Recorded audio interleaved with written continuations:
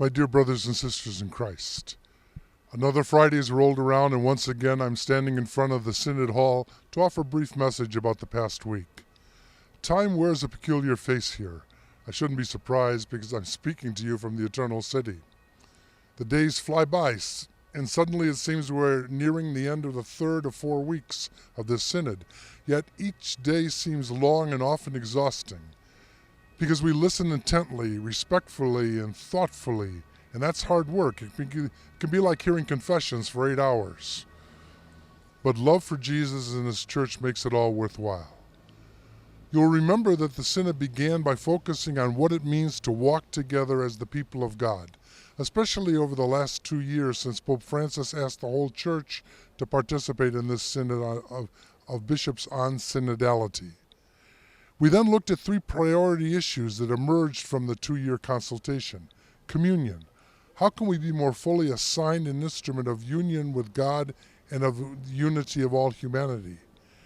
And then co-responsibility and mission. How can we better share the gifts and tasks in the service of the gospel? And thirdly and finally, participation, governance, and authority.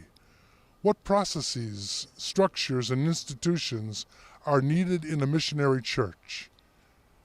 We'll wrap up the reflection on that third priority tomorrow, Saturday afternoon.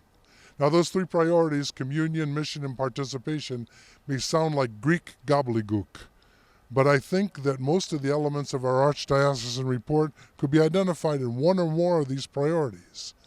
It was encouraging for me to hear a delegate from the other side of the world voice the same concerns as folks in Hudson County. We will begin the final week of this first session of the Synod with efforts to pull our reflection together and produce a summary report as well as a letter to the global church. I think it will be a challenging week, but I don't believe God has brought us this far only to abandon us as we approach the finish line. The Synod has not been insulated from the gut-wrenching tragedies that now overshadow our world. 2 days ago, the Holy Father asked the members of the Synod to pray, fast, and abstain from meat in supplication for peace in the world, in the Holy Land, Ukraine, and so many other regions. And as you may know, Pope Francis has invited everyone to a day of prayer, fasting, and penance for peace next Friday, October 27th. He's encouraged people of different Christian denominations, other religions, and all who advocate for peace to participate as they see fit. I hope that you and your family and your parish will take part.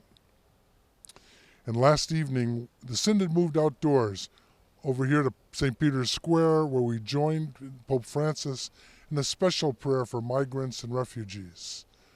The Holy Father based his homily yesterday evening on the parable of the Good Samaritan, and he challenged all of us to decide where we stand in that story which is happening today.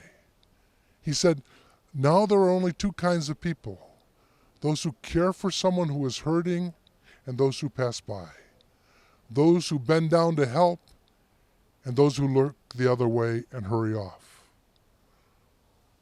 All of your brothers and sisters in the Synod feel the support of your prayer. Please ask Jesus to keep us humble and hopeful.